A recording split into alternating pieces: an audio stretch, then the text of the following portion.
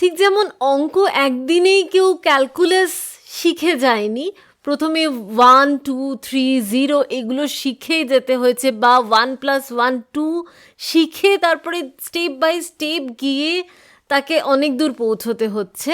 ঠিক তেমনই কোডিং শিখতে গেলেও অনেকগুলো স্টেপ গেলে তবে কিন্তু কনসেপ্ট ক্লিয়ার হবে। আচ্ছা, বাচ্চাদের কোডিং শিখিয়ে কী লাভ? ওরা কি করবে কোডিং শিখে? ওরা কি আবার এআই বানাবে নাকি? আচ্ছা, এটার উত্তরে এক এক করে আসবো।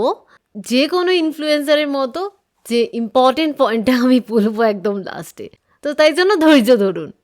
প্রথমত, কোডিং শেখার সময় বাচ্চাদের ব্রেন প্রচণ্ডভাবে সচল হয়ে যায়। এটা হয়তো অন্য লজিক্যাল পড়াশুনোর ক্ষেত্রেও হয়, তবে কোডিংয়ের ক্ষেত্রে জিনিসটা হয় প্রচণ্ড খেলার ছলে।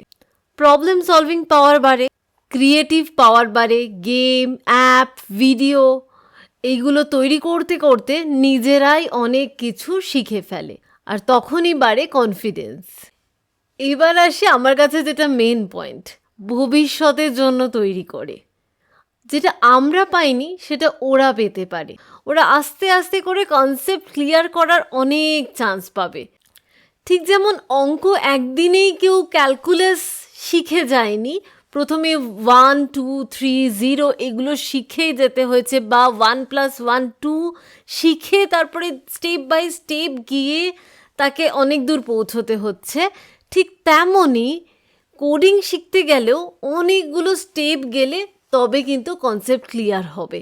আবার 1+1 2 এটা শিখলেই যে কেউ ম্যাথমেটিশিয়ান হয়ে যাবে সেটা কিন্তু বলা যায় না, কিন্তু এই যে কনসেপ্টটা সেটা অন্য সাবজেক্টগুলোতে, অন্য বিষয়গুলোতে প্রচণ্ডভাবে সাহায্য করবে। ঠিক তেমনই কোডিংয়ের ক্ষেত্রেও আমরা যদি কোডিংয়ের বেসিক নলেজগুলো জানি, তার মানেই এই নয় যে আমি গিয়ে একটা এআই বানিয়ে ফেলবো, বা আমি একটা রোবট বানিয়ে ফেলবো, বা অনেক বড় কিছু করব। কিন্তু এটা আমাদের অন্যান্য বিষয়ে যেমন ম্যাথমেটিক্স, তারপরে ল্যাঙ্গুয়েজ, আর্ট, এইসব বিষয়েও প্রচণ্ডভাবে হেল্প করবে। তাই জন্য আমার মতেও কিন্তু বাচ্চাদের কোডিং শেখাটা এখন ভীষণ দরকার, তবে মজার ছলে।